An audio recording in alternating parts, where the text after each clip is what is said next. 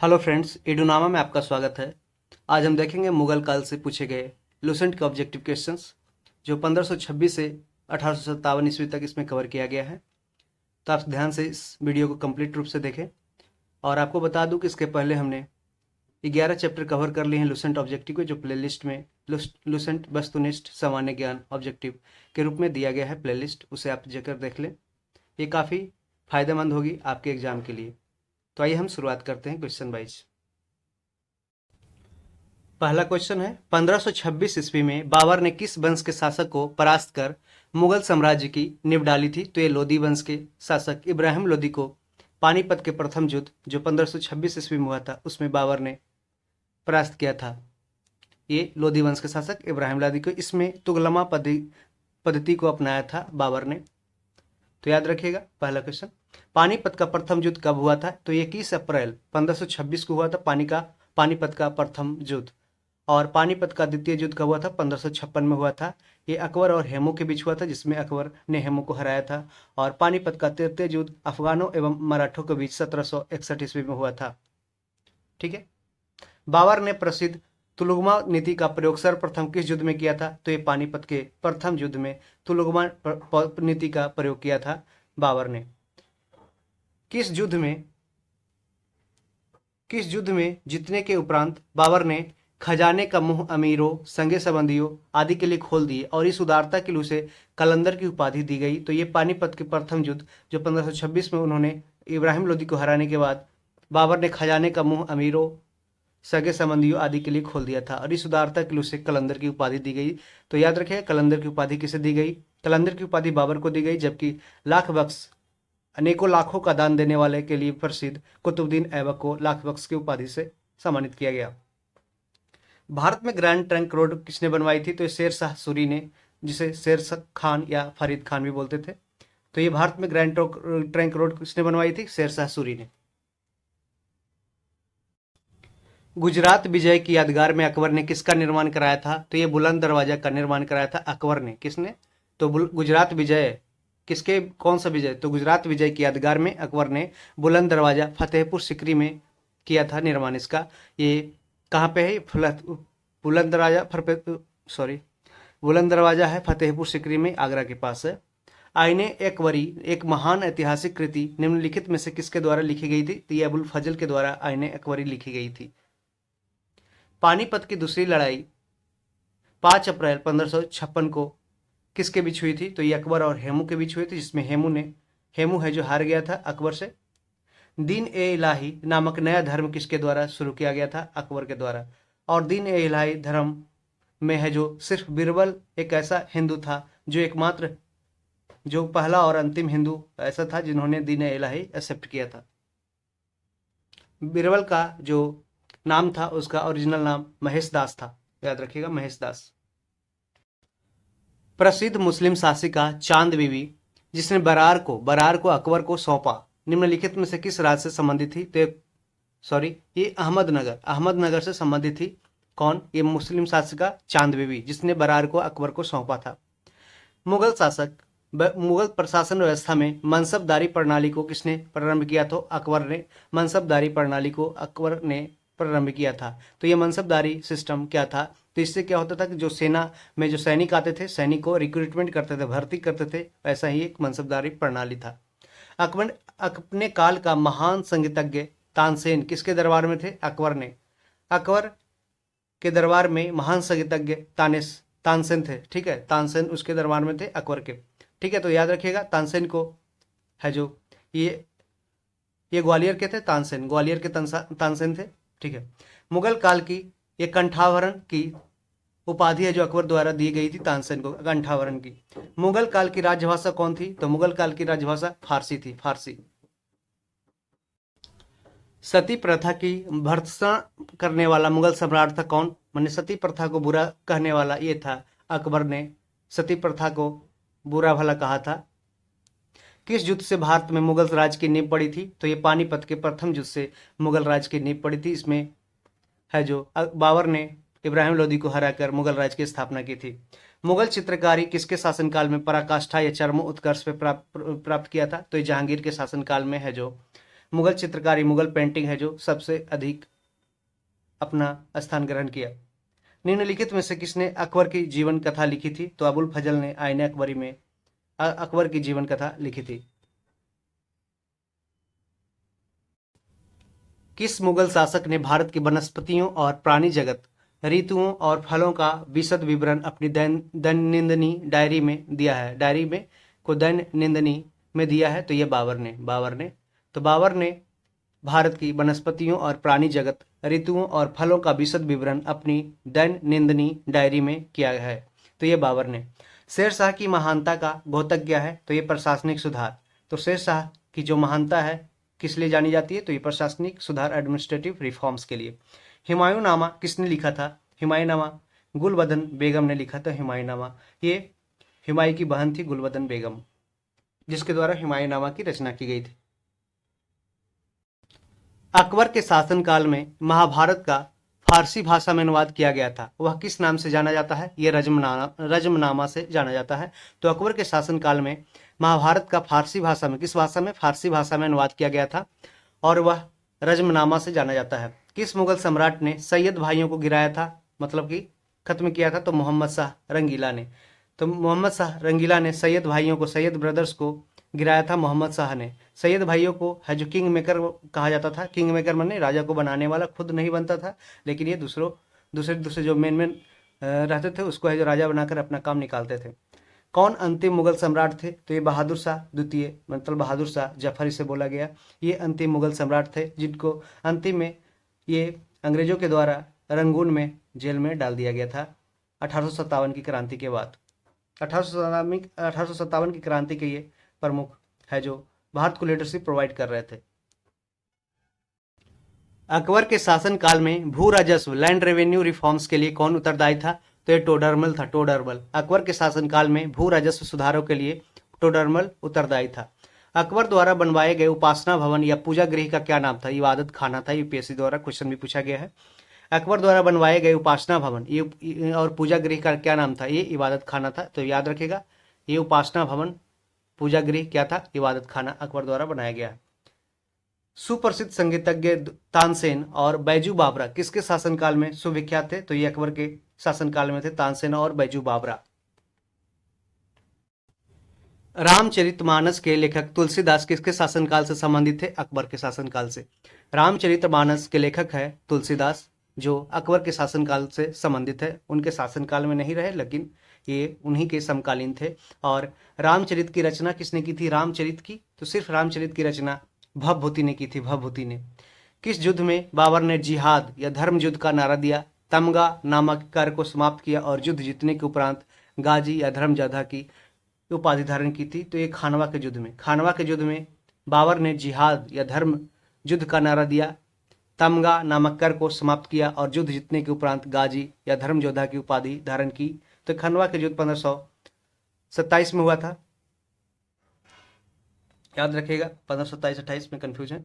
और ये राणा सांगा के विरुद्ध हुआ था। ठीक है, तो आप कमेंट में खानवा का युद्ध कब हुआ था बताइएगा।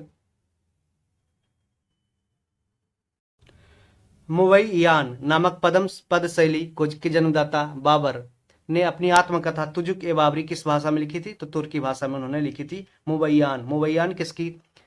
मुवैयान पद जो शैली है उसके जन्मदाता कौन है? तो बाबर है। और अपने आत्मकथा तुजुक ए बाबरी तुर्की में बाबर ने खुद लिखी है। बाबर मूल रूप से कहाँ का शासक था? तो ये बाबर फरगना का शासक था। बाबर मूल रूप से फरगना का शासक था। बाबर को भारत पर आक्रमण करने के लिए आमंत्रित करने वालों में से कौन शामिल नहीं था? तो ये चंदेरी का शासक मेदिनी राय शामिल नहीं था, जबकि पंजाब का सूबेदार दौलत खान लोधी व उसका पुत्र दिलावर खान लोधी ने बाबर को बुलाया था आक्रमण करने के लिए, इब्राहिम लोधी को हटाने के लिए। इब्राहिम लोधी का चाचा आलम खान लोधी भी शामिल था। मेवाड़ का शासक राणा सांगा भी शामिल था। और ये राणा सांगा से भी जो खानवा का युद्ध हुआ था उसमें मेवाड़ के शासक राणा सांगा को भी बाबर ने पराजित किया था। इब्राहिम लोधी का चाचा आलम खान लोधी, पंजाब का सूबेदार दौलत खान लोधी व उसका पुत्र दिलावर खान लोधी, ये तीनों मिलकर है जो बाबर को भारत पर आक्रमण करने के लिए बुलाया था, इब्राहिम लोधी को शासन से हटाने के लिए। लेकिन यहाँ पे इसका उल्टा हो गया और ये ये जैसे राणा सांगा बुलाया था, राणा सांगा को ही बाद में पराजित कर दिया। चंदेरी के शासक मेहंदी राय ने नहीं बुलाया था। मुगल साम्राज्य के दृढ़ीकरण के लिए दृढ़ीकरण के दृष्टिकोण से सबसे निर्णायक युद्ध कौन था? ये खानवा का युद्ध, जिसमें राणा सांगा को बाबर ने हराया था। सूची 1 को सूची 2 से मिलाना है, ठीक है। बाबर द्वारा लड़े गए युद्ध और संबंधित शासक। पानीपत का प्रथम युद्ध 1526 में इब्राहिम लोदी को बाबर ने हराया था, और खानवा का युद्ध 1527 में राणा सांगा को है। जो देखिए याद रखिएगा, खानवा का युद्ध है 1527 में। तो पानी पिया, खाना खाया, घर गया, ठीक है, चांद देखा, घर गया, ऐसा कुछ एक मतलब इससे बनता है। आप उसको टिक को याद रखिएगा, ऐसे खुद ही याद रखिएगा कि चंदेरी का युद्ध है जो 1528 में, घाघरा का युद्ध है जो 1529 में, पानीपत का प्रथम युद्ध 1526 में इब्राहिम लोदी को इन्होंने बाबर ने हराया था। खानवा का युद्ध सारे बाबर के द्वारा लड़े गए युद्ध है, और खानवा का युद्ध 1527 में, जिसमें राणा सांगा को हराया था, और इसी में है जो जिहाद का नारा दिया था बाबर ने। चंदेरी का युद्ध 1528 में हुआ था, जिसमें ये मेदिनी राय को हराया था, और घाघरा का युद्ध 1529 में हुआ था, जो अफगानों के विरुद्ध मोहम्मद लोदी को हराया था। किसने मुगल साम्राज्य की राजधानी को आगरा से दिल्ली स्थानांतरित किया था? ये शाहजहां ने। शाहजहां ने आगरा से दिल्ली है जो मुगल साम्राज्य की राजधानी को ट्रांसफर किया था।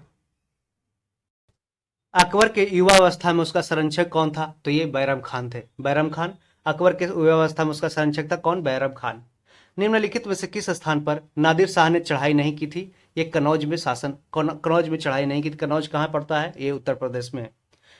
किस स्थान पर नादिर शाह ने चढ़ाई नहीं की थी? कनौज पे, जबकि दिल्ली, लाहौर, करनाल, ये सब पे उन्होंने चढ़ाई की थी 1739 में। किसने ऐसे बाग बगीचे जिसमें बहता पानी हो के निर्माण की परंपरा की शुरुआत की? बाबर ने।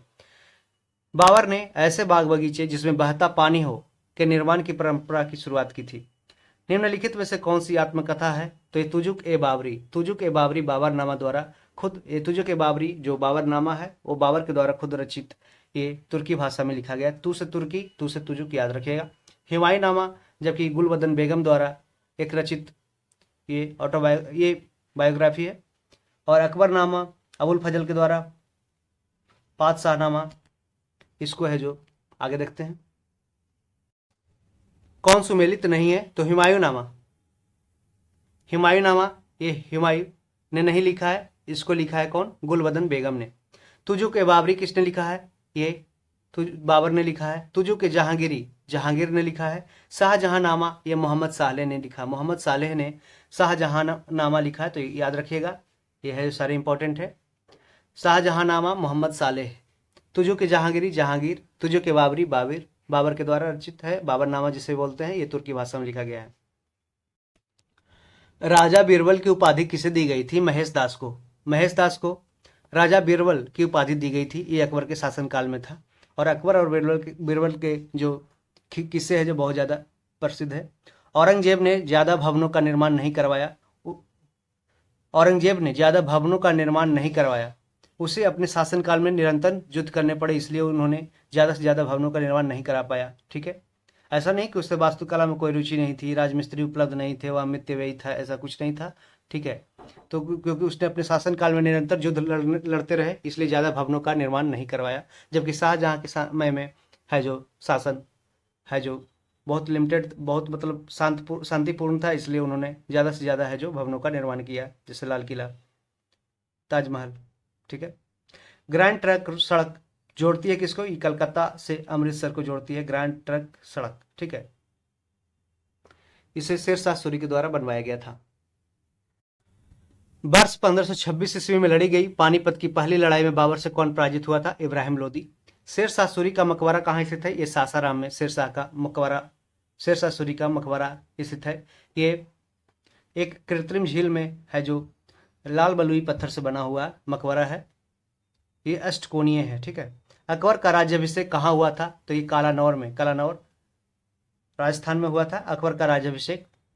गुरु अर्जुन देव समकालीन थे किसके? जहांगीर के। गुरु अर्जुन देव जहांगीर के समकालीन थे, और ये कौन से गुरु थे? ये 5वें नंबर के थे, जिसने गुरुमुखी है जो लिपि स्टार्ट किया था।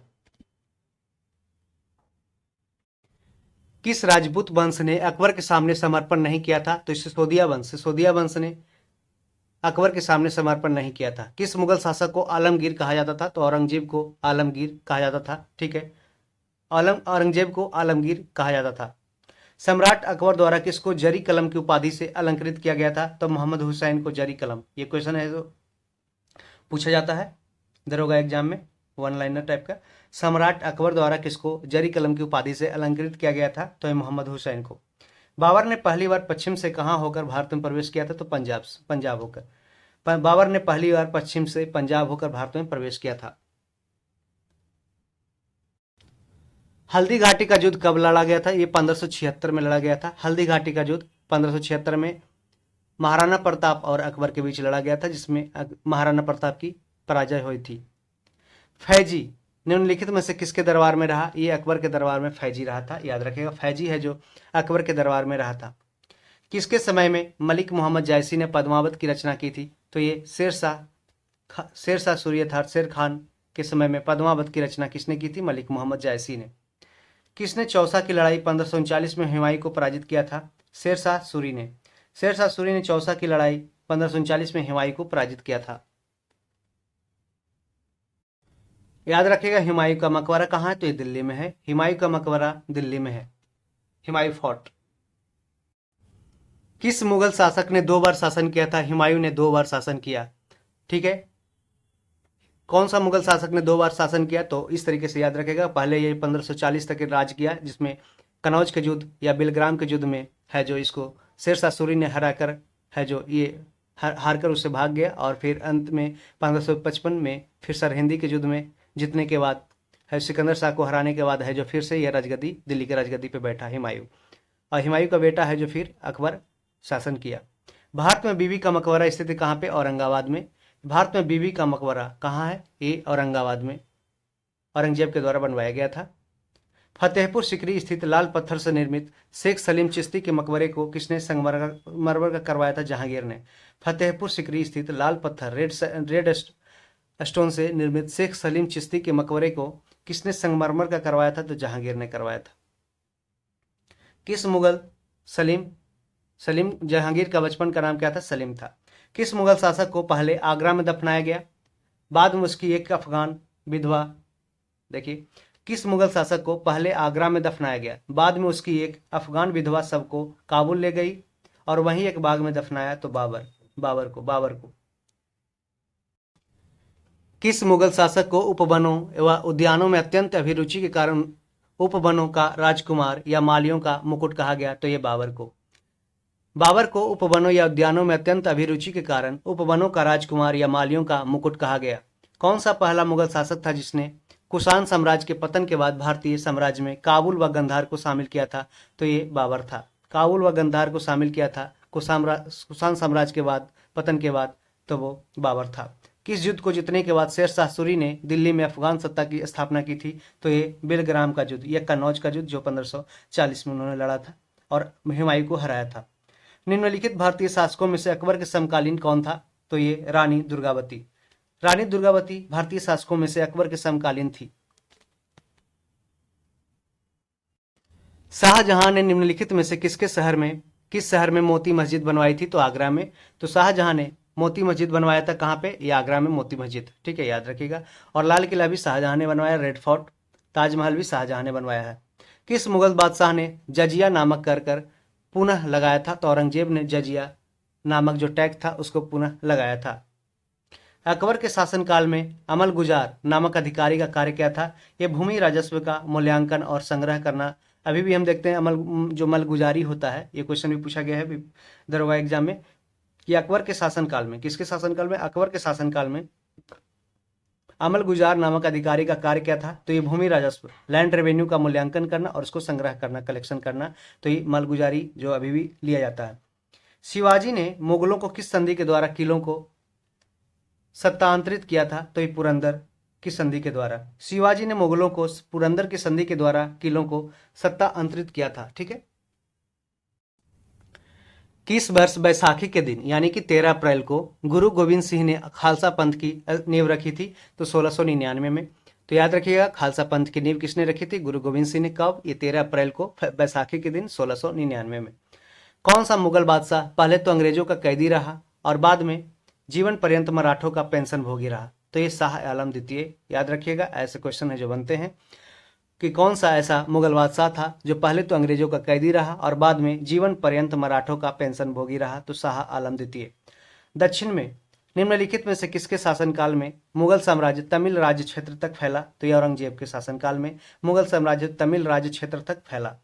मुगल सत्ता की पुनर्स्थापना हुमायूं ने कब की थी? ये 1555-56 में है। जो मुगल सत्ता की पुनर्स्थापना हुमायूं ने कब की थी? जब उन्होंने जो शेर शाह सूरी के जो अंतिम शासक थे सूर्यवंश के, सिकंदर शाह सूरी, उसको हरा करके है जो दिल्ली के राजगद्दी पे पुनः दोबारा बैठा और 1556 में फिर से उसके बेटा है जो अकबर के द्वारा शासनकाल प्रारंभ किया गया। 1556 से 1605 तक है जो अकबर शासनकाल किया।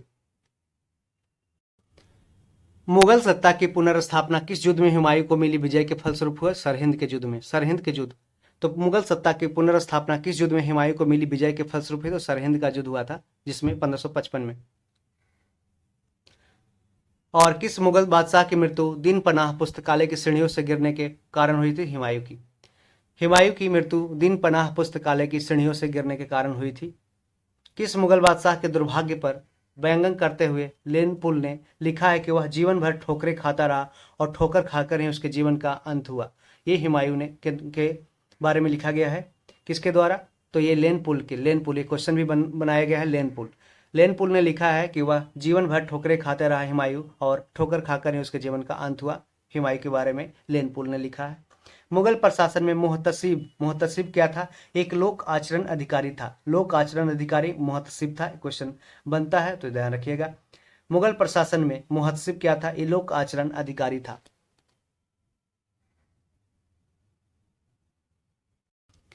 मुगल प्रशासन में मदद ए मास इंगित क्या करता है? कि विद्वानों को दी जाने वाली राजस्व मुक्त अनुदत्त भूमि, तो जहां से रेवेन्यू टैक्स वगैरह कलेक्ट नहीं किया जाता था, वैसे विद्वानों को है जो वैसे भूमि प्रदान की जाती थी मुगल प्रशासन में मदद ए मास के रूप में। याद रखिएगा, मदद ए मास क्या था। ठीक है।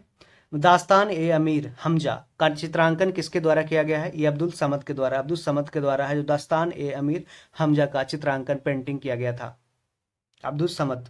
ठीक है, याद रखिएगा, ऐसे ऐसे क्वेश्चन बनते हैं। निम्नलिखित में से किस सुल्तान ने पहले हजरत आला की उपाधि अपनाई और बाद में सुल्तान की? शेर शाह सूरी ने पहले हजरत आला की उपाधि अपनाई और बाद में सुल्तान की, शेर शाह सूरी ने। और ये अफगानी शासक था। ठीक है। निम्नलिखित में से किस मुगल बादशाह को वजीर गाजीउद्दीन ने दिल्ली में दाखिला नहीं होने दिया? तो शाह आलम द्वितीय को मुगल बादशाह था, उसको वजीर गाजीउद्दीन ने दिल्ली में दाखिल नहीं होने दिया। मसनवी जो बाबर द्वारा मुस्लिम कानून के नियमों का संग्रह है, वो मुबैन कहलाता है। मसनवी जो बाबर द्वारा मुस्लिम कानून के नियमों का संग्रह है, मुबैन कहलाता था। औरंगजेब द्वारा चलाए गए जिहाद का अर्थ क्या है? ये दारुल इस्लाम ये किसके द्वारा चलाया गया? औरंगजेब द्वारा चलाया गया जिहाद था, धार्मिक युद्ध था, ये दारुल इस्लाम इसका मतलब होता है। दिल्ली के लाल किले का निर्माण किसने करवाया था? शाहजहां ने करवाया था। दिल्ली के लाल किले का निर्माण है जो शाहजहां के द्वारा करवाया गया था। हुमायूं द्वारा लड़े गए 4 प्रमुख युद्धों का तिथि अनुसार सही क्रम अंकित करें। युद्ध स्थलों के नाम अंकित है। सबसे पहले उन्होंने दौरा का युद्ध, फिर चौसा का युद्ध, या कन्नौज, फिर बिलीग्राम का युद्ध और सरहिंद का युद्ध। तो दौरा का युद्ध 1532 के आसपास हुआ था, ध्यान रखिए, एक बार देख लीजिएगा आप लोग। चौसा का युद्ध 1539 में, जिसमें शेर शाह सूरी ने हुमायूं को पराजित किया था। कन्नौज या बिलीग्राम के युद्ध 1540 में हुआ था, जिसमें हुमायूं को पराजित किया गया था शेर शाह सूरी के द्वारा, और हुमायूं है जो हारकर भाग गया था। और सरहिंद का युद्ध हुआ था 1555 में, जिसमें सिकंदर शाह सूरी जो सूर्यवंश का अंतिम शासक था, उसको दिल्ली के राजगद्दी से हुमायूं ने हटाया था और है जो पुनः है जो दिल्ली राजगद्दी पे बैठा था। निम्नलिखित में से किस इतिहासकार ने शाहजहां के शासनकाल को मुगल काल का स्वर्ण युग कहा है? तो ए.एल. श्रीवास्तव ने शाहजहां के शासनकाल को मुगल काल का गोल्डन पीरियड या स्वर्ण युग कहा है। ये ए.एल. श्रीवास्तव ने कहा है। किस लिए कहा है? क्योंकि वो बहुत सारे है जो वास्तुकला का निर्माण, जैसे आर्किटेक्चर का निर्माण हुआ, जैसे रेड फोर्ट, लाल किला, ताजमहल, मोती मस्जिद, बाकी बहुत सारे है जो शासनकाल में, इनके शासनकाल में निर्माण हुआ। पटना को प्रांतीय राजधानी बनाया गया था शेरशाह सूरी के द्वारा। पटना को प्रांतीय राजधानी बनाया गया था शेरशाह सूरी के द्वारा। मयूर सिंहासन, पीकॉक थ्रोन जिसे बोलते हैं, तख्त ए ताउस इसे बोलते हैं, पर बैठने वाला अंतिम मुगल बादशाह कौन था? ये मोहम्मद शाह रंगीला। इसको स्टार्ट किसने किया था? मयूर सिंहासन को बनवाया किसने था? तो ये शाहजहां ने बनवाया था। तो अंतिम रूप से बैठने वाला अंतिम मुगल बादशाह था ये मोहम्मद शाह रंगीला, जो 1719 से 1740 तक राज किया था। इसको ले गया था नादिर शाह ने, जाके अफगान लेके चला गया था। पानीपत के युद्ध में बाबर की जीत का मुख्य कारण क्या था? कि उसकी सैन्य कुशलता है जो बहुत ज्यादा अच्छी थी। तो पानीपत के युद्ध में बाबर की जीत का मुख्य कारण था उसकी सैन्य कुशलता। जब्ती प्रणाली किसकी उपज थी? शेरशाह सूरी की। शेरशाह सूरी की जब्ती प्रणाली है जो उसकी फेमस उपज थी। मैंने सबसे पहले स्टार्ट किया था जब्ती प्रणाली किसने? शेरशाह सूरी। बाद में इसको कुछ सुधार करके अकबर के द्वारा स्टार्ट किया गया था। जवाबीत का संबंध किससे है? ये राजकानून से। राजकानून ये क्या था? जवाबीत ये राजकानून था। ठीक है, राजकानून से जवाबीत का संबंध है। ईरान के शाह और मुगल शासकों के बीच झगड़े की जड़ क्या थी? कंधार थी, कंधार। ईरान के शाह और मुगल शासकों के बीच झगड़े की जड़ क्या थी? कंधार थी, कंधार।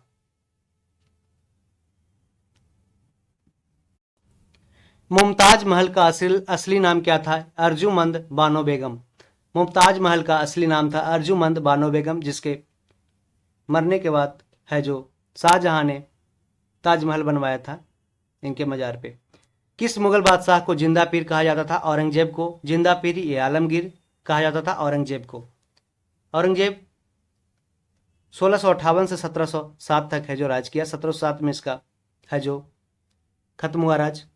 अकबर द्वारा बनाई गई कौन सी इमारत का नक्शा बौद्ध विहार की तरह है? तो दीवाने खास। दीवाने खास है जो बनाया गया था किसके द्वारा? अकबर के द्वारा। और ये इमारत का नक्शा कैसा है? ये बौद्ध विहार की तरह है। अंतिम मुगल बादशाह बहादुर शाह जफर था, उनके पिता का नाम क्या था? ये अकबर शाह।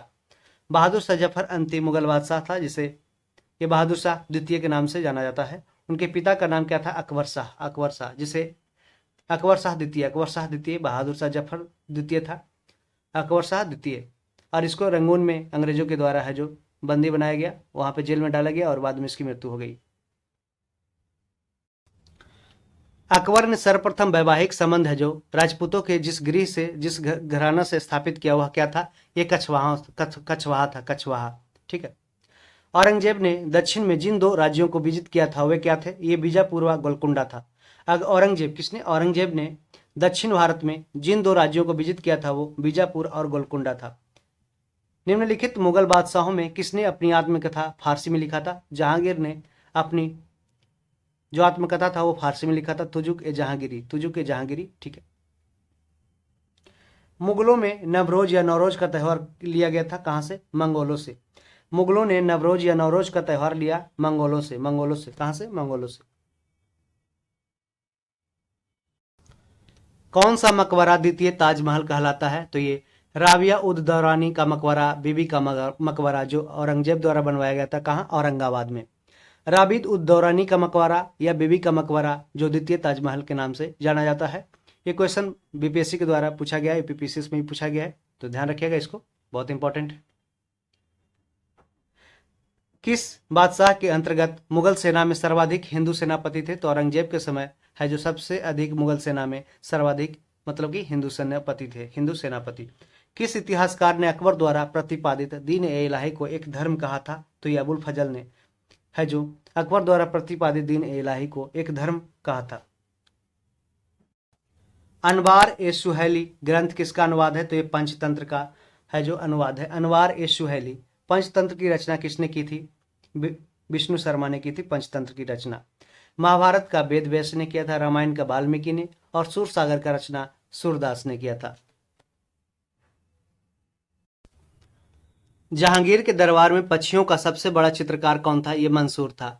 तो जहांगीर के दरबार में पक्षियों का सबसे बड़ा चित्रकार कौन था? मंसूर। याद रखेगा, मंसूर किसके दरबार में था? ये जहांगीर के दरबार में, और पक्षियों का सबसे बड़ा चित्रकार था। निम्न में से किसने मुगल काल में ऐतिहासिक विवरण लिखा था? गुलबदन बेगम ने। गुलबदन बेगम ने मुगल काल में ऐतिहासिक विवरण लिखा था। हुमायूंनामा गुलबदन बेगम के द्वारा लिखा गया था। अकबर द्वारा अपनाई गई सुलह ए कुल, सार्वभौम शांति तथा भाईचारा की अवधारणा निम्नलिखित में से किस पर आधारित थी? ये राजनीतिक उदारता, पॉलिटिकल लिबरलिज्म और धार्मिक सहनशीलता, ठीक है, रिलीजियस टॉलरेंस, उदारवादी सांस्कृतिक दृष्टिकोण, लिबरल कल्चरल जो दृष्टिकोण था उसके बारे में, यानी कि सभी के बारे में इन्होंने है जो सुलह ए कुल, सार्वभौम शांति तथा भाईचारा की अवधारणा है जो अकबर द्वारा सुलह ए कुल में की गई थी। प्रसिद्ध संगीतज्ञ तानसेन का मकबरा स्थित कहाँ पे? ग्वालियर में।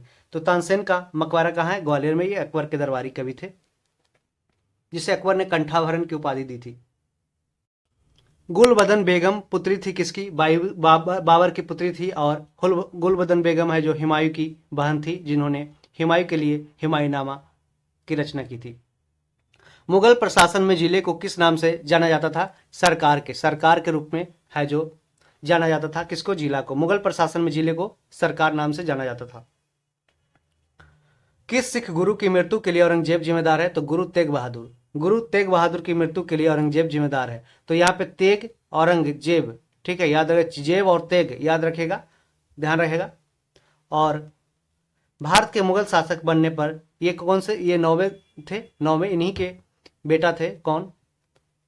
गुरु गोविंद सिंह, ठीक है, गुरु गोविंद सिंह, जिनका जन्म है जो 1666 में पटना सिटी में हुआ था। भारत वो 10वें गुरु थे और उनके बाद कोई गुरु नहीं बने। गुरु ग्रंथ साहिब है जो सिख धर्म के लिए प्रेरणा का स्रोत बने। भारत के मुगल शासक बनने पर जहीरुद्दीन मोहम्मद ने बाबर नाम रखा था। भारत के मुगल शासक बनने पर जहीरुद्दीन मोहम्मद ने है जो अपना नाम क्या रखा था? बाबर रखा था। तो बाबर का नाम क्या था? जहीरुद्दीन मोहम्मद जहीरुद्दीन मोहम्मद। अकबर के काल में महाभारत का फारसी अनुवाद जिसके निर्देशन में हुआ वह कौन था? वह है फैजी। तो अकबर के काल में महाभारत का फारसी अनुवाद किया गया किसके निर्देशन में? फैजी के। दिल्ली के प्रसिद्ध जामा मस्जिद का निर्माण किसने कराया था? शाहजहां ने दिल्ली के प्रसिद्ध जामा मस्जिद का निर्माण कराया था। कि निम्न मुसलमान विद्वानों में से हिंदी साहित्य के लिए किसका सबसे महत्वपूर्ण योगदान है? तो अब्दुल रहीम खान खाना। मुसलमान विद्वानों में से हिंदी साहित्य के लिए कौन सा साहित्य? हिंदी साहित्य के लिए याद रखेगा किसको सबसे महत्वपूर्ण योगदान है? अब्दुल रहीम खान खान। निम्न तथ्यों में से कौन तथ्य ऐसा है जो अकबर को राष्ट्रीय सम्राट सिद्ध करने में सहायक नहीं है? तो अकबर ने इस्लाम धर्म को त्याग दिया, ऐसा नहीं है। प्रशासन की एकता और कानूनों की एकरूपता, ठीक है। अकबर द्वारा सांस्कृतिक एकता का प्रयत्न किया गया था। अकबर की धार्मिक नीति भी लाई गई थी जिसे दिन इलाही कहा गया। इबादत खाना उन्होंने बनवाया था। अकबर द्वारा सांस्कृतिक एकता का प्रयत्न किया गया। प्रशासनिक जो एकता और कानूनों की एकरूपता बनाई गई। लेकिन अकबर ने ऐसा नहीं कि अकबर ने इस्लाम धर्म को त्याग दिया था।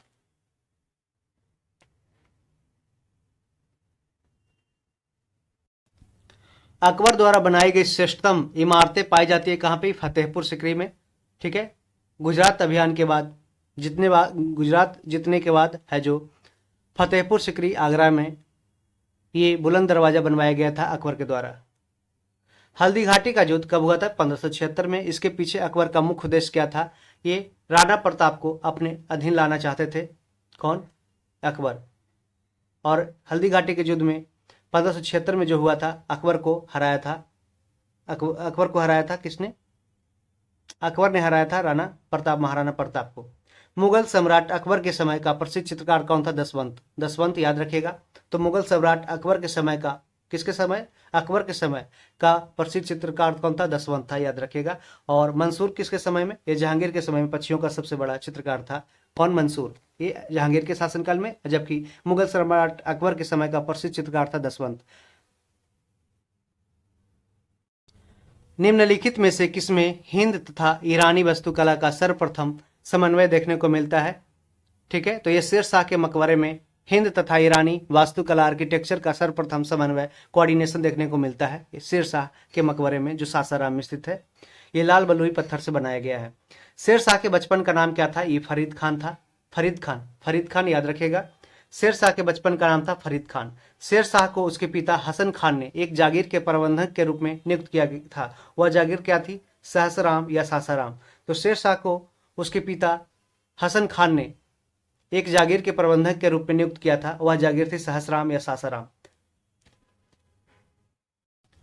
दक्षिण बिहार के उस शासक का क्या नाम था जिसने फरीद खान को शेर खान की उपाधि दी थी तथा अपना वकील, प्रतिनिधि या उप प्रशासक एवं अपने पुत्र का अतालिक मन संरक्षक व शिक्षक नियुक्त किया था? बहार खान लोहानी, जिसे बहार खान लोहानी भी बोलते हैं। तो दक्षिण बिहार के उस शासक का नाम बहार खान लोहानी या लोहानी था, जिन्होंने फरीद खान को शेर शाह की उपाधि दी थी, अपना वकील, प्रतिनिधि या उप प्रशासक नियुक्त किया एवं अपने पुत्र का अतालिक मतलब संरक्षक व शिक्षक नियुक्त किया था। दक्षिण बिहार का वास्तविक शासक बनकर शेर खान ने उपाधि क्या धारण की थी? हजरत ए आला। तो दक्षिण बिहार का वास्तविक शासक बनकर शेर खान ने उपाधि धारण की थी हजरत ए आला। हुमायूं और शेर खान के बीच लड़े गए युद्धों में से कौन सा युद्ध निर्णायक था, जिसमें विजय के उपरांत शेर खान ने शेर शाह आलम उल आदिल की उपाधि धारण की थी, अर्थात शेर शाह की उपाधि धारण की थी? तो चौसा का युद्ध जो 1539 में लड़ा गया था बक्सर के पास, और इसमें शेर शाह अर्थात शेर खान ने हुमायूं को पराजित किया था। किस युद्ध को जीतने के बाद शेर शाह ने दिल्ली में द्वितीय अफगान राज्य की स्थापना की थी? कनौज या बिलग्राम का युद्ध में। कनौज या बिलग्राम का युद्ध 1540 में हुआ था। इसको जीतने के बाद शेर शाह ने दिल्ली में द्वितीय अफगान राज्य की स्थापना की थी और हुमायूं है जो हारकर भाग गया था। भारत के इतिहास के संदर्भ में अब्दुल हमीद लाहौरी कौन था? यह शाहजहां के शासन का एक राजकीय इतिहासकार था। कौन? अब्दुल हमीद लाहौरी। तो शाहजहां के शासन का एक राजकीय इतिहासकार था अब्दुल हमीद लाहौरी। अब हम देखते हैं कथन, कारण, असर्शन एवं रीजन से क्वेश्चंस। शाह आलम द्वितीय ने सम्राट के रूप में प्रारंभिक वर्ष अपनी राजधानी से दूर व्यतीत किए थे। ठीक है, ये कथन है कि शाह आलम द्वितीय ने सम्राट के मुगल सम्राट जो शाह आलम द्वितीय था, उन्होंने सम्राट के रूप में प्रारंभिक वर्ष अपनी राजधानी से दूर व्यतीत किया था। यह स्टेटमेंट सही है। उत्तर पश्चिमी सीमांत से विदेशी आक्रमण का भय है जो घात लगाए रहता था, तो इस कारण से है जो दोनों स्टेटमेंट सही है। और आर ए जबकि आर है जो ये सही एक्सप्लेनेशन नहीं है आर ए का। ठीक है, तो क्योंकि ऐसा नहीं है कि सम्राट के रूप में प्रारंभिक वर्ष अपनी राजधानी से दूर व्यतीत होने के कारण ऐसा नहीं था कि उत्तर पश्चिमी सीमांत से विदेशी आक्रमण का डर होना शाह आलम द्वितीय को। धर्मत का युद्ध ये अप्रैल 1658 में लड़ा गया था, जिसमें किनके बीच हुआ लड़ा गया था? ये औरंगजेब और दारा सिकोह के बीच धर्मत का युद्ध हुआ था अप्रैल 1658 में, जिसमें औरंगजेब ने दारा सिकोह को पराजित किया था। और औरंगजेब ने, जिसे जिंदा पीर या आलमगीर भी कहते हैं, वो है जो वो राजगद्दी प्राप्त किया था। ठीक है, ये शेर शाह के दोनों बेटा था, औरंगजेब और दारा सिकोह। और शेर शाह ये शाहजहां का बेटा था, औरंगजेब और दारा सिकोह। ठीक है, खानवा का युद्ध निश्चय ही पानीपत के प्रथम युद्ध की अपेक्षा अधिक निर्णायक और महत्वपूर्ण था। राजपूत वीर राणा सांगा निश्चय ही इब्राहिम लोदी की अपेक्षा अधिक दुर्जय शत्रु था। दोनों स्टेटमेंट सही है, इसलिए है जो असर्शन और रीजन दोनों स्टेटमेंट सही है और आर ए का सही एक्सप्लेनेशन भी दिया गया है। मुगल काल में निम्नलिखित बंदरगाहों, ये कब याद रखेगा 1500 कब हुआ था? 1527 में। मुगल काल में निम्नलिखित बंदरगाहों में से किसको बाबुल मक्का या मक्का द्वार कहा जाता था? तो ये सूरत को याद रखिएगा। मुगल काल में बंदरगाहों में से बाबुल मक्का या मक्का का द्वार कहा जाता था किसको? सूरत को। ये कहाँ पे? गुजरात में ताप्ती नदी के किनारे सूरत है। निम्नलिखित युग्मों में से कौन सा एक सही सुमेलित नहीं है? तो जहांगीर के समय में यात्री है, कौन आया था? विलियम हॉकिंस, जो अंग्रेज था जो जहांगीर के शासनकाल में आया था। William Hawkins, captain William Hawkins आया था। जहांगीर जो टेवर्नियर था वो शाहजहां के शासनकाल में आया था। कौन? टेवर्नियर। ठीक है, अकबर के समय में सर टॉमस रो नहीं आया था, ये टॉमस रो आया था जहांगीर के समय में। औरंगजेब के समय में मनुची आया था। मनुची कब आया था? औरंगजेब के समय में मनुची आया था। टेवर्नियर आया था शाहजहां के शासनकाल में और विलियम हॉकिंस जहांगीर के समय में। याद रखिएगा, विलियम हॉकिंस कब आया था? 1809 में। और 1815 में सर टॉमस रो आया था, 1815 में। ठीक है, 1815 याद रखिएगा, सर टॉमस रो, जिसे अंग्रेज के द्वारा है जो इंग्लिश खान की उपाधि भी दी गई थी, ठीक है। अकबर के इंग्लिश खान या फिरंगी खान, ठीक है, याद रखिएगा, सर थॉमस रो को। अकबर के काल में हर 10 घुड़सवार सैनिक के लिए मानसबदारों को 20 घोड़ों का रख रखाव करना पड़ता था। घोड़ों को यात्रा में आराम देना होता था और युद्ध के समय उनको बदलना आवश्यक होता था। ये स्टेटमेंट सही है कि घोड़ों को यात्रा में आराम देना होता था और युद्ध के समय उनको बदलना आवश्यक होता था। अकबर के काल में हर 10 घुड़सवार सैनिक के लिए मनसबदारों को 20 घोड़ों का रख रखाव करना पड़ता था। यह स्टेटमेंट गलत है, तो ये गलत है, परंतु हर सही है। अब निम्नलिखित कथनों पर विचार करना है कि अहदी वे घुड़सवार सिपाही थे जिन्होंने अपनी सेवाएं एकाएकी प्रदान की, जिन्होंने अपनी सेवाएं एकाकी प्रदान की, जिन्होंने किसी सरदार के साथ अपने को संलग्न नहीं किया। तो अहदी वे घुड़सवार सिपाही थे जिन्होंने अपनी सेवाएं एकाकी प्रदान की, किसी सरदार के साथ अपने को संलग्न नहीं किया। सम्राट ही जिनका आसन कर्नल था, ठीक है, तो सम्राट के ही फॉलो किया। जिन्होंने अपने को मिर्जाओं के साथ संलग्न किया, नहीं, ऐसा नहीं है, उन्होंने किसी के साथ अपने को संलग्न नहीं किया, ठीक है। तो यह स्टेटमेंट तीनों सही है। यूपीएससी के द्वारा देखिए पूछा गया क्वेश्चन है, कंधार के निकल जाने से मुगल साम्राज्य को एक बड़ा धक्का पहुंचा था, इस सामरिक महत्व के केंद्र के दृष्टिकोण से। कंधार के निकल जाने से मुगल साम्राज्य को एक बड़ा धक्का पहुंचा सामरिक महत्व के केंद्र के दृष्टिकोण से, मतलब कि वहां पे अगर कंधार में कंट्रोल हुआ तो ठीक है, तो उधर से आने वाले जो नॉर्थ वेस्ट से आक्रमण होता था उसको है जो बचाना मुश्किल हो गया था। अकबर के शासनकाल में पुनर्गठित केंद्रिक प्रशासन तंत्र के अंतर्गत सैनिक विभाग का प्रमुख कौन था? ये मीर बख्शी था, मीर बख्शी। तो अकबर के शासनकाल में पुनर्गठित केंद्रिक प्रशासन तंत्र के अंतर्गत सैनिक विभाग का प्रमुख था मीर बख्शी, जिसे प्रधानमंत्री भी बोलते थे। राजपूताना क्षेत्र के किस राज्य को जीतने में मुश्किल हुई और जब अंततः जीत मिली तो शेरशाह के मुख से अनायास यह निकला कि अरे मैंने एक मुट्ठी भर बाजरे के पीछे हिंदुस्तान का राज ही गंवा दिया। तो ये मारवाड़ के लिए, तो राजपूताना क्षेत्र के मारवाड़ क्षेत्र को जीतने में मुश्किल हुई और जब अंततः जीत मिली तो शेरशाह के मुख से अनायास यह निकला कि अरे मैंने एक मुट्ठी भर बाजरे के पीछे हिंदुस्तान का राज ही गंवा दिया था। ठीक है, किसने कहा था? शेरशाह सूरी ने, मारवाड़ के लिए। राजस्थान में मारवाड़ है। किस अभियान के समय अचानक बारूद में विस्फोट हो जाने के कारण शेरशाह सूरी की मृत्यु हो गई? तो कालिंजर अभियान के समय। कालिंजर अभियान के समय अचानक बारूद में विस्फोट हो जाने के कारण शेरशाह सूरी की मृत्यु हो गई 1545 में, याद रखिएगा। शेरशाह सूरी के बारे में क्या असत्य है, क्या गलत है? ठीक है, तो शेरशाह सूरी ने उपज का 1/3 भाग कर के रूप में निर्धारित किया था। कितना? 1/3 भाग, मतलब कि लगभग, ठीक है, ये 33%। शेरशाह ने उपज का 1/3 भाग कर के रूप में निर्धारित किया था। शेरशाह के समय में किसानों को जरीवाना, मतलब कि सर्वेक्षण शुल्क तथा मुहासिलाना कर संग्रह शुल्क भी चुकाना पड़ता था। तो याद रखेगा, मुहासिलाना व जरीवाना, जो जरीवाना क्या था? ये सर्वेक्षण शुल्क था, और मुहासिलाना क्या था? कर संग्रह शुल्क भी था। टैक्स कलेक्शन जो शुल्क था वो भी चुकाना पड़ता था शेरशाह सूरी के समय। भूमि की पैमाइश हेतु शेरशाह ने 32 अंक वाले, कितने? 32 अंक वाले सिकंदरी गज व सन की डंडी का प्रयोग किया था। कितने अंक वाले? 32 अंक वाले सिकंदरी गज व सन की डंडी का प्रयोग किया था भूमि की पैमाश मापने हेतु। कौन, किसने? शेरशाह सूरी ने। यह स्टेटमेंट सही है। शेरशाह ने सासाराम में एक सुंदर किले का निर्माण कराया था, ऐसा नहीं था। शेरशाह सूरी ने सासाराम में एक है जो एक फोर्ट नहीं बनवाया था, जबकि एक इसने मकबरा बनवाया था। शेरशाह का मकबरा कहाँ है? सासाराम में। अब देखते हैं शेरशाह कालीन प्रशासनिक इकाई व प्रशासनिक इकाई का प्रधान कौन था उस समय का, उसको मिलाना है। तो उस समय के इक्ता माने प्रांत के जो प्रशासनिक प्रधान थे वो कौन थे? हाकिम एवं अमीन, जिसे हाकिम एवं अमीन बोलते थे।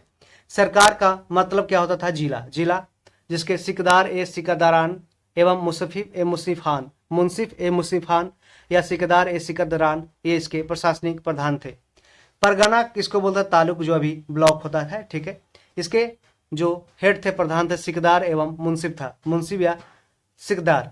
ग्राम के मुकद्दम या आमिल, ये पूछा गया क्वेश्चन। मुकद्दम क्या था? ये ग्राम के प्रधान होते थे शेरशाह सूरी के समय, और आमिल भी से बोलते थे, आमिल या मुकद्दम, ठीक है। तो ग्राम के प्रधान थे ये मुकद्दम एवं आमिल, ठीक है, ग्राम के प्रधान। परगना या तालुका के जो प्रधान थे वो सिकदार एवं मुंसिफ था, और सरकार मतलब जिला, याद रखिएगा, जिला का सिकदार एवं सिकरदारान एवं मुंसिफ ए मुंसिफान, इकता प्रांत का था हाकिम एवं अमीन अमीन। ठीक है, इसको याद रखिएगा, कई बार क्वेश्चन बनाते हैं इसे।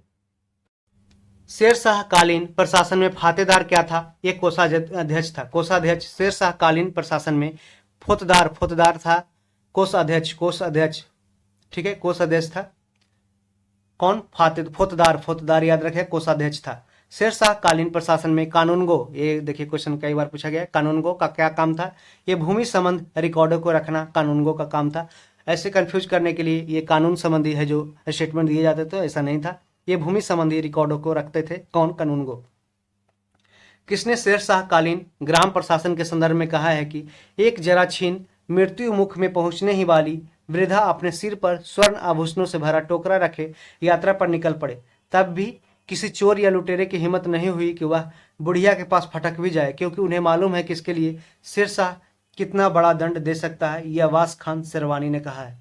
ठीक है, अब्बास खान शेरवानी ने शेरशाह कालीन ग्राम प्रशासन के बारे में कहा है। ठीक है, अब्बास खान शेरवानी मतलब लूट पाट या चोरी डकैती उसमें बहुत कम गई थी। किसके काल में? शेरशाह सूरी के काल में। यह अब्बास खान शेरवानी ने ऐसा व्याख्या एक स्टोरी के माध्यम से की है।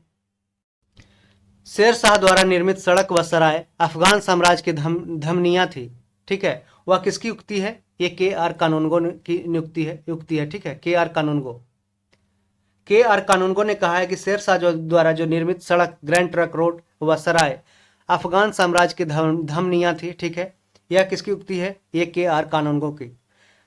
शेरशाह सूरी अफगान साम्राज्य से बिलोंग करते थे, याद रखिएगा। शेरशाह के भू राजस्व व्यवस्था के संदर्भ में क्या सही नहीं है? तो क्वेश्चन अटेम्प्ट करते समय यह ध्यान रखिएगा कि यहाँ पे क्या पूछा, सही है या सही नहीं है, तो इसको पहले टिक कर लीजिएगा। तो भू सर्वेक्षण के आधार पर एक रजिस्ट्रार खसरा खतौनी तैयार किया गया, ये सही है। भू सर्वेक्षण लैंड जो सर्वे था उसके आधार पे एक रजिस्टर खसरा खैतानी, खसरा मतलब खेती होता था, खेती का एक टुकड़ा जिसे खसरा बोलते हैं, खसरा खतौनी तैयार किया गया था। राई भू राजस्व निर्धारण के लिए फसल दरों की सूची लागू किया गया। राई क्या था? ये राई था। ठीक है, भू राजस्व निर्धारण के लिए फसल दरों की सूची। उपज के आधार पर भूमि की 3 श्रेणियां थी, क्या? उत्तम, मध्यम व निम्न, मतलब सुपर, उसके बाद मिडिल एवं लोअर क्वालिटी। ठीक है, तो उपज के आधार पे, प्रोडक्शन के आधार पे भू राजस्व की दर उपज का 1/6 भाग तय किया गया। नहीं, ऐसा गलत है, 1/3 भाग, याद रखिएगा, 1/3 भाग है जो शेरशाह सूरी के भू राजस्व व्यवस्था में था शामिल। शेरशाह ने असरफी, रुपया, दाम नामक नए सिक्के चलवाए थे। वे जिन धातुओं के बने होते थे वे क्या थे?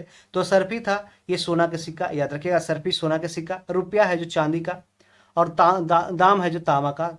दाम तांबा याद रखेगा, रुपया चांदी, और असरफी है जो सोना का था। तो रुपया है जो सबसे पहले स्टार्ट किया गया शेरशाह सूरी के द्वारा शुरू किया गया था, ये चांदी का होता था, और असरफी सोना का, और दाम है जो तांबा का। याद रखिएगा, भू राजस्व की दर उपज का 1/6 भाग हुआ करता था। ठीक है, दिल्ली का पुराना किला ओल्ड फोर्ट ऑफ दिल्ली किसके द्वारा बनवाया गया था? ये शेरशाह सूरी के द्वारा दिल्ली का पुराना किला बनवाया गया था। अमरकोट या उमरकोट के राजा बिरसाल के महल में किस मुगल बादशाह का जन्म हुआ था? तो ये अकबर का जन्म हुआ था। अमरकोट या उमरकोट के राजा बिरसाल के महल में किस मुगल बादशाह का जन्म हुआ था? अकबर का। अकबर कौन था? ये हुमायूं का बेटा था। हमीदा बानो बेगम कौन थी? ये अकबर की माता का नाम हमीदा बानो बेगम था। अकबर के संरक्षक बैरम खान का पतन कब हुआ? ये इसका पतन देख लेते हैं। अकबर के संरक्षक बैरम खान का पतन कब हुआ था? 1560 ईस्वी में। 1560 ईस्वी में अकबर के संरक्षक कौन था? बैरम खान था, उसका पतन हो गया था। सूर्यवंश के हिंदू प्रधानमंत्री हेमू पहले रेवाड़ी के बाजार में नमक बेचा करता था, मगर वह बहुत प्रतिभा संपन्न था। उसने अपने जीवन में लड़ी गई 24 लड़ाइयों में 22 को जीता था। हेमू ने किस उपलक्ष्य में विक्रमादित्य की उपाधि धारण की थी? यह अकबर को हराने के उपलक्ष्य में है जो हेमू ने है जो विक्रमादित्य की उपाधि धारण की थी। पर्दा शासन द पेटीकोट गवर्नमेंट 1560 से 64 ईस्वी के लिए जिम्मेदार अतका खैल या हरम दल की सरप्रमुख सदस्य कौन थी? महम अनगा। पर्दा शासन मतलब कि द पेटीकोट गवर्नमेंट 1560 से 64 ईस्वी तक चली, जिसके लिए जिम्मेदार अतका खैल या हरम दल की सरप्रमुख सदस्य थी महम अनगा। अकबर ने साम्राज्य विस्तार का आरंभ किस विजय से किया था? अकबर ने साम्राज्य विस्तार का आरंभ है जो किस विजय से किया था? तो ये मालवा विजय से किया था। मालवा विजय से साम्राज्य विस्तार का आरंभ अकबर ने किया था। और गुजरात विजय के बाद अकबर ने बुलंद दरवाजा का निर्माण है जो फतेहपुर सिकरी आगरा में किया था, जो एक बहुत बड़ा एक बुलंद दरवाजा था। V.A. स्मिथ ने अकबर के किस अभियान को ऐतिहासिक दूरगामी अभियान कहा है? यह गुजरात अभियान को अकबर के ऐतिहासिक दूरगामी अभियान कहा है। किसने? V.A. स्मिथ ने। अकबर का सबसे अंतिम विजय अभियान क्या था? यह असीरगढ़ विजय था। अकबर का सबसे अंतिम विजय अभियान था असीरगढ़ विजय। अकबर के नवरत्न में से एक बीरबल किस अभियान के समय मारा गया? यह यूसुफ जाइयों के विद्रोह को दबाते समय बीरबल की मृत्यु हो गई। तो अकबर के नवरत्न में से एक बीरबल जिसका है जो यूसुफ जाइयों के विद्रोह को दबाते समय मारा गया। ये अब सूची एक को दो से मिलाना है। दास प्रथा की समाप्ति कब हुई थी? 1562 में। किसके द्वारा? अकबर के द्वारा है जो दास प्रथा की समाप्ति है जो 1562 में की गई। तीर्थ यात्रा कर मतलब पिलीग्रिमेज टैक्स उसकी समाप्ति है जो 1563 में अकबर के द्वारा की गई। ये सारे अकबर के द्वारा किए गए कार्य हैं। ठीक है। जजिया कर की समाप्ति है जो कब की गई? 1564 में। तो 1562 में दास प्रथा की समाप्ति, 1563 में तीर्थ कर यात्रा कर की समाप्ति, 1564 में जजिया कर की समाप्ति। सूओं का पुनर्गठन किया गया था 1580 में। सूओं का पुनर्गठन किया गया था 1580 में अकबर के द्वारा। और इन्होंने याद रखिएगा 1576 में बिहार को अकबर ने जीता था। अकबर ने बिहार को कब जीता था? 1576 में। इबादत खाना मतलब कि धर्म संसद की स्थापना किया था किसने? अकबर ने 1575 में। सारे अकबर के द्वारा किए गए कार्य है। तो अब इबादत खाना मतलब कि धर्म संसद बहुत सारे धर्म के है जो हिंदू मुस्लिम सिख ईसाई बहुत सारे मतलब कि जितने धर्म उस समय के थे उसके सारे जो मुख्य जो वाचक थे वो वहाँ पे आते थे और वो डिस्कस करते थे क्या क्या क्या सही है क्या नहीं सही है। उसी के आधार पे है जो अकबर ने दिन ए इलाही की घोषणा की थी 1582 में। ठीक है। तो मजहर की घोषणा ये 1579 में की गई। 1579 में मजहर की घोषणा। नौरोज उत्सव का जो पुनरुद्धार किया गया था 1580 में अकबर के द्वारा। नौरोज ये एक फारसी त्यौहार है। नौरोज उत्सव या नौरोज या नवरोज है ना, उत्सव का पुनरुद्धार किया गया था 1580 में अकबर के द्वारा। और मजहर की घोषणा 1579 में। इबादत खाना धर्म संसद की स्थापना 1575 में। दीन ए इलाही की घोषणा है जो 1582 में अकबर के द्वारा की गई थी। मिलान करना है। ये अकबर द्वारा किए गए कार्य है। करोड़ी की नियुक्ति है जो 1573 में किया गया था। 10 साला बंदोबस्त का लागू हुआ था 1580 में। क्वेश्चन कई बार है जिससे बनते हैं तो याद रखिएगा। 10 साला बंदोबस्त कब लागू हुआ था? 1580 में। ये मिलान करने के लिए दिया जाता है जैसे अभी क्वेश्चन दिया गया है। इलाही संबत का प्रचलन है जो 1584 में किया गया था। इलाही संबत अकबर के द्वारा। इलाही गज का प्रचलन है जो 1587 में। इलाही गज का प्रचलन इलाही धर्म है जो 1582 में अकबर के द्वारा स्टार्ट किया गया। इलाही संबत 1584 में। इलाही गज ये 1587 में। और 10 साला बंदोबस्त है जो 1580 में। और करोड़ी की नियुक्ति है जो 1573 में अकबर द्वारा की गई। ठीक है। तो ये ऐसे सारे इंपॉर्टेंट है, इसको ध्यान रखिएगा। निम्नलिखित इतिहासकारों में किसने अकबर को इस्लाम का शत्रु कहा था? बदायूनी ने अकबर को इस्लाम का शत्रु कहा था। ये एक इतिहासकार था। कौन? बदायूनी। अकबर ने किसे कविराय या कविराज की उपाधि दी? बीरबल को। अकबर ने बीरबल को कविराय या कविराज की उपाधि दी थी। तो राय का मतलब राजा होता था। ठीक है। जहांगीर के निर्देश पर किसने अबुल फजल की हत्या कर दी? तो बीर सिंह बुंदेला ने। जहांगीर के निर्देश पर जो आईने अकबरी के लेखक थे अबुल फजल उसकी हत्या बीर सिंह बुंदेला ने कर दी। बीर सिंह बुंदेला ने अबुल फजल की हत्या जहांगीर के निर्देश पे कर दी। 10 साला बंदोबस्त किससे संबंधित है? ये टोडरमल से संबंधित है। 10 साला बंदोबस्त ये अकबर के समय 10 साला बंदोबस्त लाया गया था। आप ध्यान रखिएगा 10 साला बंदोबस्त कब लाया गया था? ये टोडरमल के द्वारा है जो मतलब इससे संबंधित है। और ये लाया गया था कब? 1580 में। 1580 में अकबर के द्वारा। अकबर ने किसे कंठाभरण वाणी विलास की उपाधि दी थी? बैजू बावरा को। यहाँ पे यह स्टेटमेंट गलत है। बैजू बावरा को नहीं, तानसेन को। ग्वालियर के तानसेन थे उसको है जो कंठाभरण वाणी विलास की उपाधि अकबर ने दिया था। और ग्वालियर में है जो तानसेन का मकबरा भी बना हुआ है।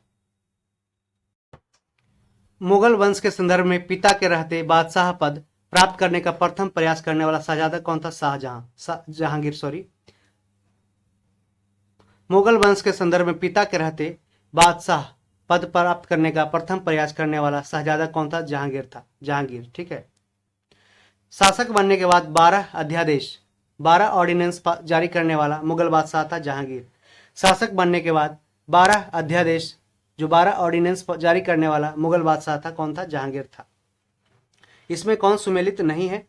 खुसरो का विद्रोह कब हुआ था? ये 1606 से 1607 के बीच समय हुआ था खुसरो का विद्रोह। पांचवें गुरु कौन थे? सिख गुरु पांचवें थे अर्जुन देव, जिन्होंने गुरुमुखी लिपि की है जो स्टार्ट किया था। इसकी हत्या 1706 में नहीं की गई थी। ठीक है। खुर्रम, ये स्टेटमेंट गलत है। खुर्रम शाहजहां का विद्रोह हुआ था 1622 से 25 के बीच। तो खुर्रम शाहजहां जिसे बोलते थे उसका विद्रोह हुआ था 1622 से 25 में। महावत खान का विद्रोह है जो 1626 से 1627 में हुआ था।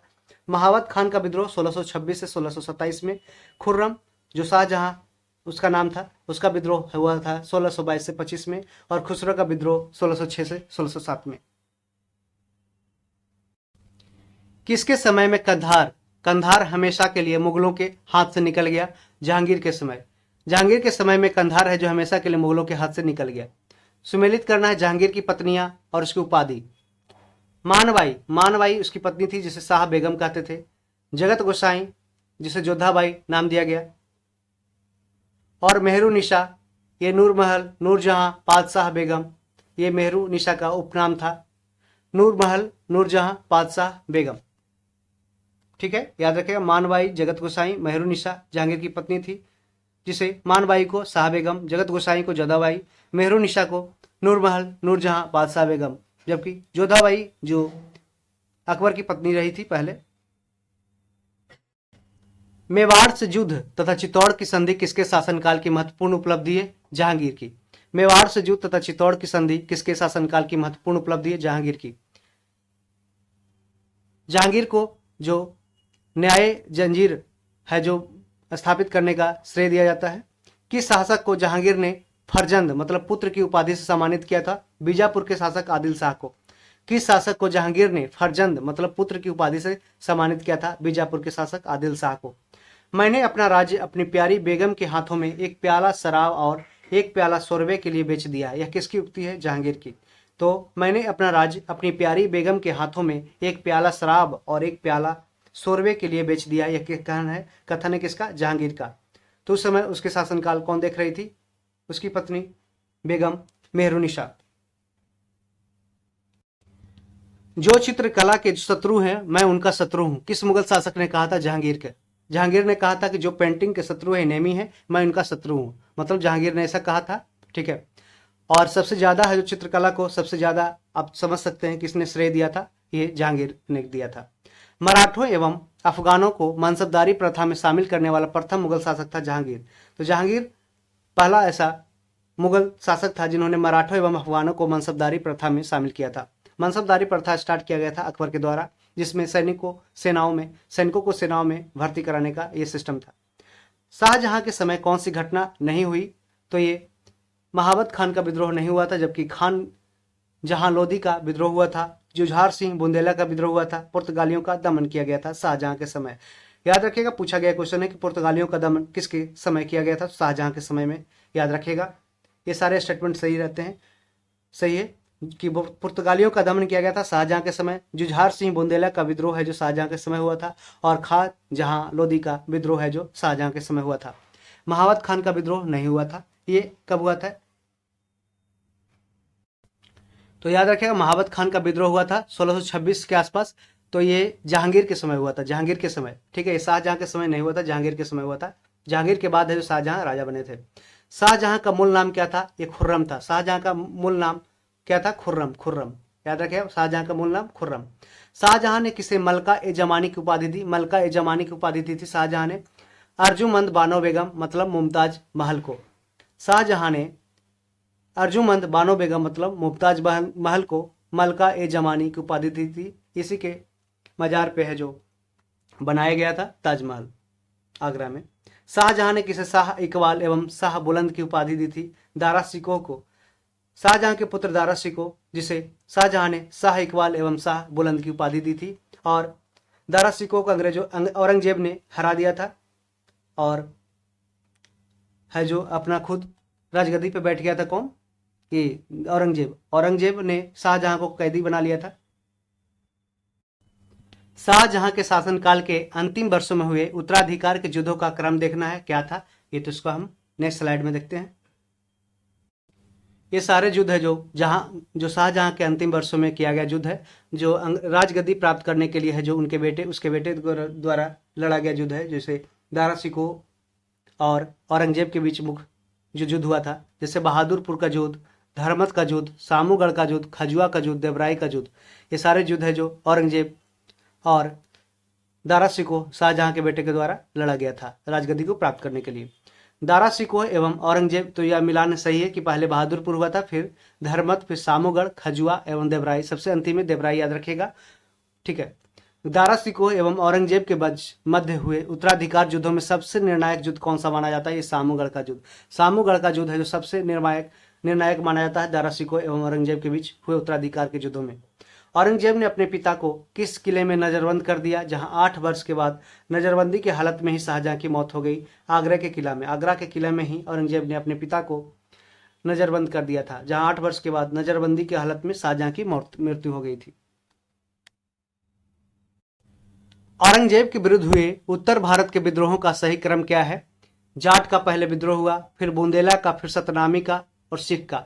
ये सतनामी क्या थे? ये सतनामी कबीर से जो कबीरपंथी थे उसने भी विद्रोह किया था। किसके समय? औरंगजेब के समय। ठीक है, तो याद रखिएगा, जाट, बुंदेला, सतनामी और फिर बाद में सिख है जो विद्रोह किया था औरंगजेब के समय, और उसी के समय में गुरु तेग बहादुर को फांसी की सजा दी गई थी औरंगजेब के द्वारा। ठीक है, तो सिख धर्म के 9वें गुरु तेग बहादुर, मतलब जो गुरु गोविंद सिंह के 10वें गुरु के पिताजी थे, गुरु तेग बहादुर की हत्या, उसकी फांसी की सजा दी गई थी औरंगजेब के द्वारा।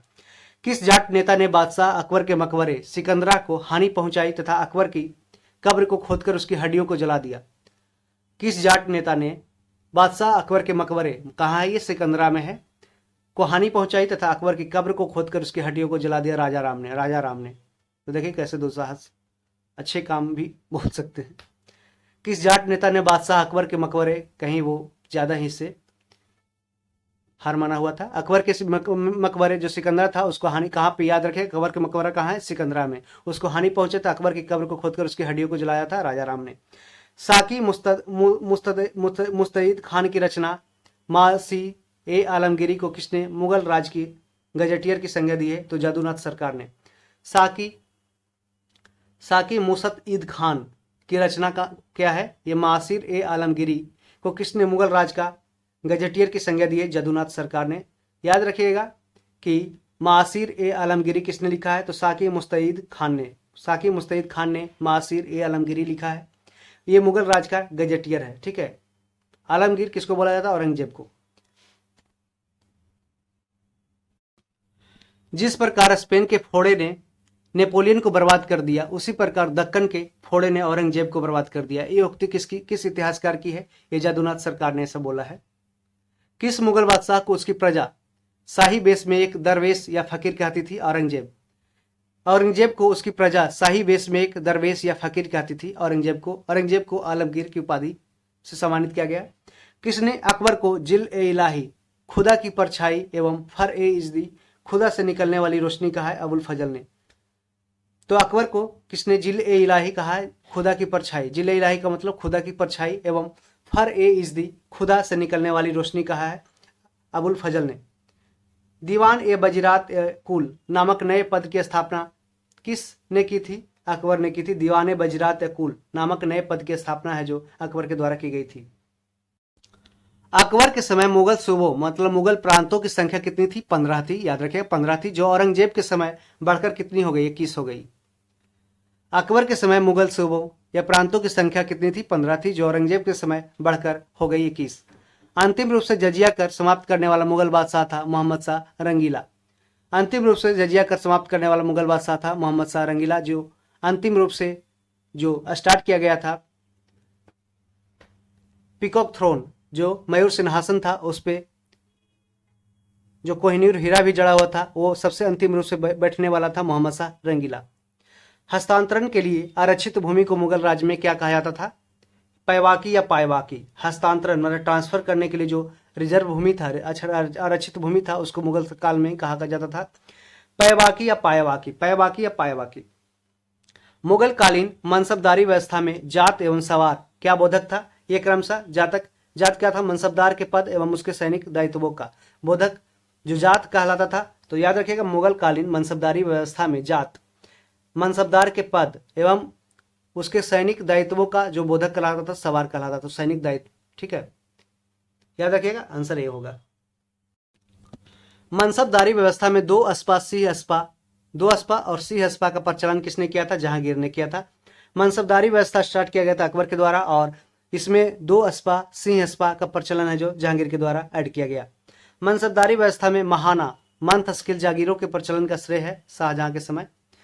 मनसबदारी व्यवस्था में महाना मंथस्किल जागीरों के प्रचलन के, जागीर मतलब लैंड का टुकड़ा या मतलब कोई क्षेत्र हो गया, उसके प्रचलन का श्रेय है शाहजहां।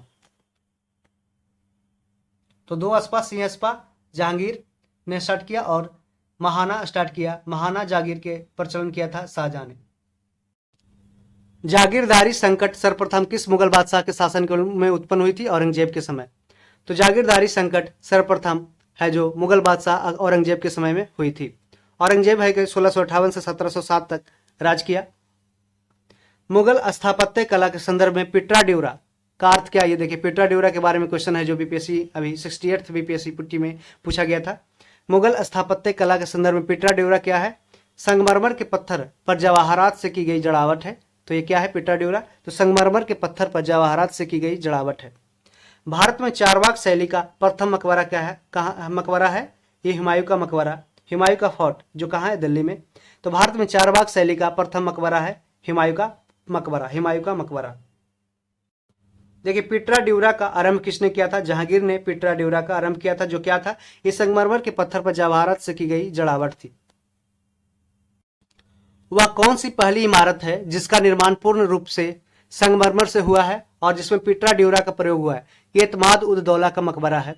तो वह कौन सी पहली इमारत है जिसका निर्माण पूर्ण रूप से संगमरमर से हुआ है और जिसमें पिट्रा ड्यूरा का प्रयोग हुआ है? इत्माद उद दौला का मकबरा। इत्माद उद दौला का मकबरा है जिसमें पूर्ण रूप से संगमरमर से जुड़ा है और जिसमें पिट्रा ड्यूरा का प्रयोग हुआ है, इत्माद उद दौला। ये भी क्वेश्चन है जो बीपीएससी के द्वारा पूछा गया है। निम्न में से किस शासक का काल संगमरमर का काल कहलाता है? शाहजहां का। शाहजहां का काल है जो संगमरमर का काल कहलाता है। ठीक है, इन्होंने ताजमहल बनवाया था किसने? शाहजहां ने।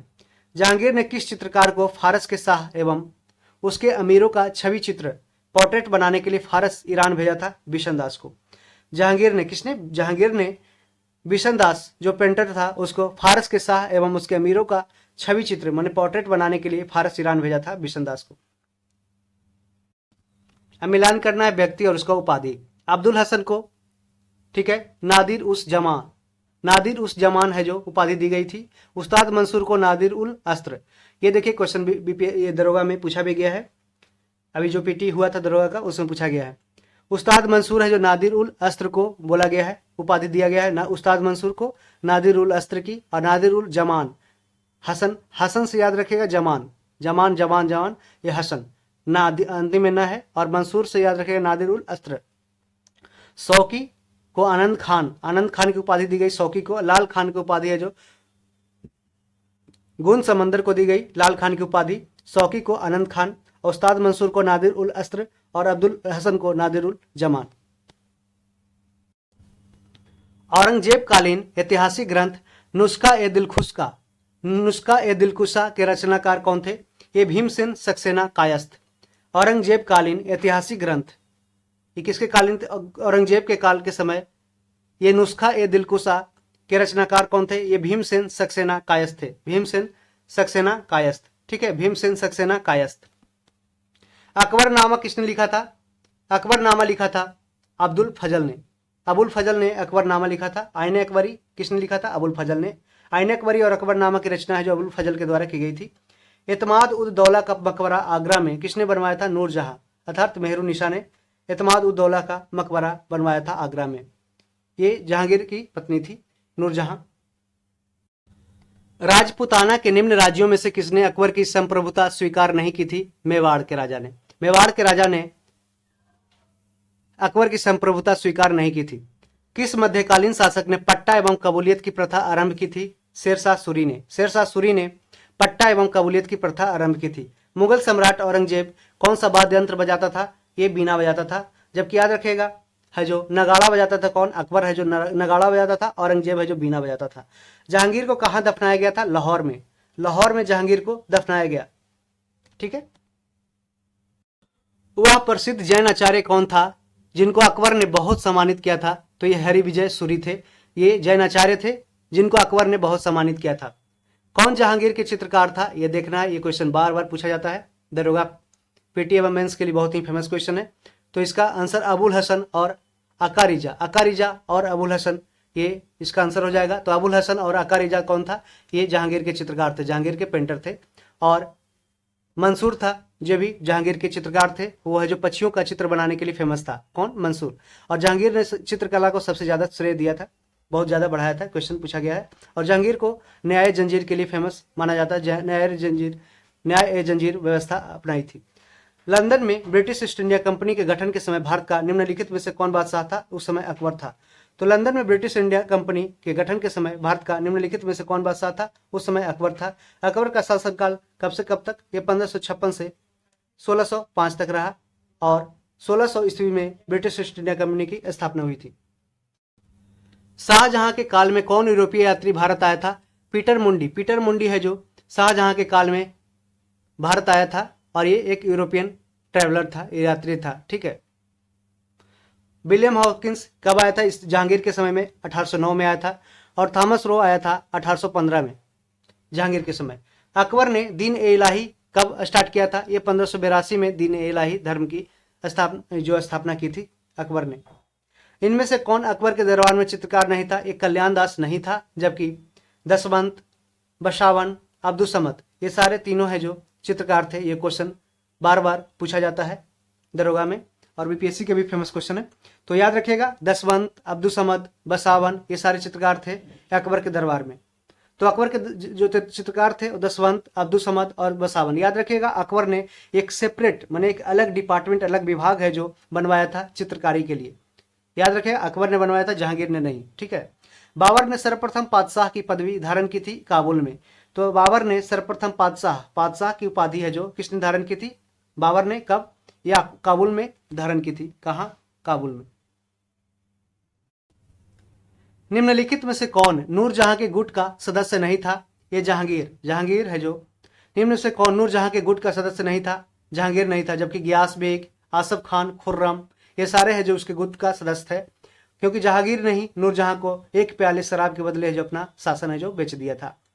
ठीक है। नेहरू जहां मतलब उसकी पत्नी जो बेगम थी, वो नेहरू जहां को मेहरुनिशा भी बोलते थे। ठीक है। निम्नलिखित में से कौन शाहजहां के शासनकाल का राजकवि था? एक कलीम था।